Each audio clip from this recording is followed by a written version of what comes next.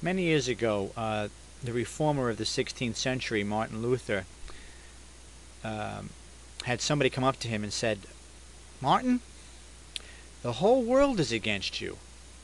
Basically because of what Martin Luther was preaching and teaching about Jesus Christ in the Bible. And what Martin Luther said was, "You go back and you tell the whole world, I'm against them." I love that answer. There's a lot of you that are not worth half a second when it comes to answering any of you, when it comes to your statements and comments that have as much value and worth as cardboard is when it comes to Jesus Christ and the Scriptures. Jesus Christ is not to be debated. He's to be declared. If I be lifted up, I will draw all men unto me.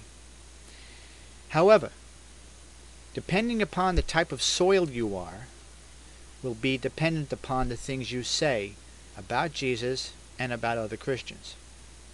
If your heart is right, then you will understand the truth of what Jesus said. If anyone is willing to do God's will, he will know of the teaching, whether it is of God or whether I speak from myself.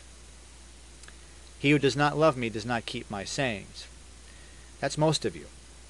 And if you think that I'm going to fall into the trap, because I'm a lot smarter than many of you think I am, and a lot smarter than many of you are when it comes to being, quote, atheists, agnostics, and skeptics, I'm way ahead of the game with you guys. Light years ahead. Way, way far ahead than you could ever be. Because I realize you want to draw Christians into the trap of debates so that you can chew them up and spit them out of your worthless mouth. Because that's basically what it boils down to. And you want us as Christians to defend ourselves in front of you. No, not in this age. Not in this age. The time has come for judgment to begin with us in the household of God in Jesus Christ. We're not to be judged by any of you in this world. And if you can't tell the difference between what some of you have called self-righteous proclaiming by this person and the righteousness that comes by God in Jesus Christ in faith, then you can't even begin to get in the same ballpark and in the same arena. You're going to be in the sandbox of atheism your whole life, in a lifestyle and a life frame of reference that you've chosen. You've chosen that frame of reference. And because you hate Jesus Christ, which is what it boils down to, and if I was a betting man, I would win that bet, that since you hate the Jesus of the New Testament, he who hates me hates my Father as well. A servant is not greater than his master. If they hated me, they're going to hate you too. If they persecuted me, they're going to persecute you too. Well, then obviously you are showing that he is right, in that not only do you hate him, you hate those that call on his name. So this is what he meant when he said, "Do not cast your pearls before swine, lest they trample you and your words under their feet." Well, that's exactly what many of you do with your comments on the internet. And if you think I'm so stupid and blind that I'm going to continue to debate with people who don't want to know Jesus Christ, if you're not willing to know, you have a problem with your will. It's not that most of you have a problem with your mind.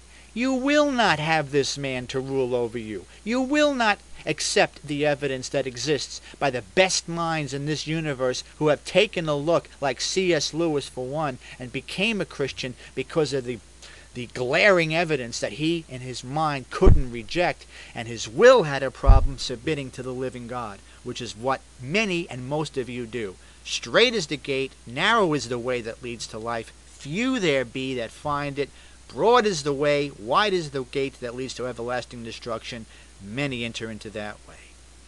So again, the accusations that every one of you make are zero, less than nothing. Because God has chosen the foolish things, what this world and you call foolish, to shame you and put to shame and put to nothing,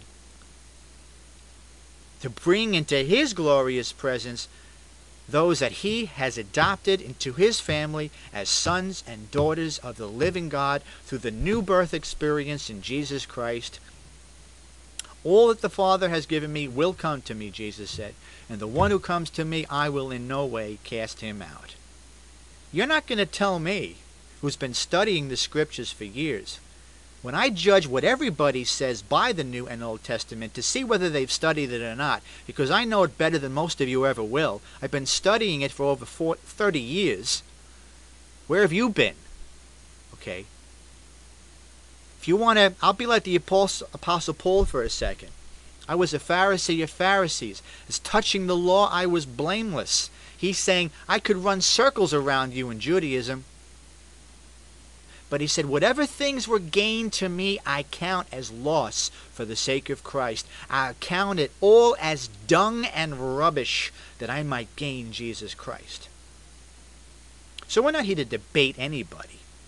And if you think we're going to, at least me, fall into the trap of the debate and argument that the New Testament tells me to avoid. Why does it tell me to avoid that? Because Jesus said, nobody comes to me unless the Father who sent me draws him. If Jesus don't want you, buddy, because he knows your mind and he knows your heart, you're not going to know him.